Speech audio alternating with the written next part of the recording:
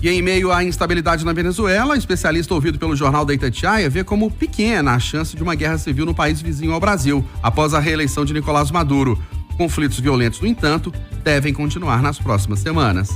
A onda de protestos contrários ao resultado das eleições presidenciais na Venezuela, com a reeleição de Nicolás Maduro em votação apertada, tende a continuar nas próximas semanas. Os cenários político e econômico instáveis e a falta de reconhecimento do resultado por países como o próprio Brasil e Estados Unidos são fatores que podem levar a novos episódios de violência no país vizinho. Por outro lado, o doutor em ciência política e professor do IBMEC, Mário Schettino, não acredita que os fatos vão se desenrolar para uma possível guerra civil na Venezuela, mesmo com novos conflitos e manifestações populares. Por que há aí uma certa dificuldade, em pensar sobre a eclosão de um conflito mais organizado, como uma guerra civil?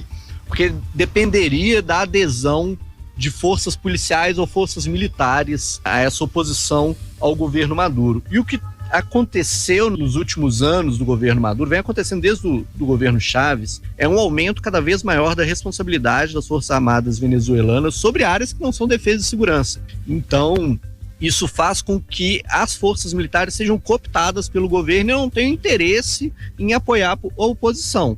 Para existir um conflito de maior gravidade, a gente só poderia pensar, em parte dessas forças armadas ou das forças policiais aderindo à oposição. Então, o que eu imagino, que aconteça nas próximas semanas são protestos e aí com, possivelmente, vítimas desses protestos, vítimas dessa violência mais desorganizada do que propriamente grupos organizados se enfrentando, como seria uma guerra civil mais clássica. Como ficam as relações entre Brasil e Venezuela? Mas imagino eu que isso vai depender muito daquilo que vem após essa questão envolvendo as eleições, o Brasil reconhecendo ou não esse resultado, Depende muito disso?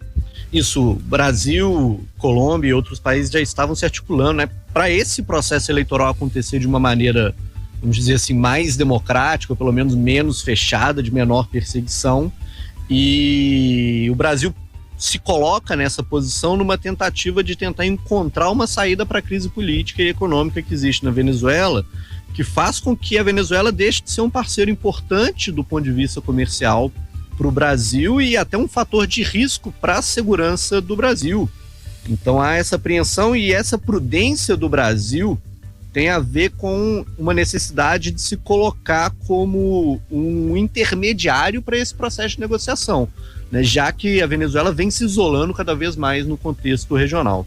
O Brasil, então, deve ter uma atenção ainda maior com a fronteira, independente do que vá acontecer com o reconhecimento ou não desse resultado das eleições, a gente tende a ter um cuidado maior ali naquela região? Imagino que sim, até porque essa falência do Estado venezuelano leva a oportunidades para grupos criminosos. E aí uma necessidade, reforçar um ponto, que o governo brasileiro, para se colocar como mediador, também tem que ser entendido como válido pela oposição.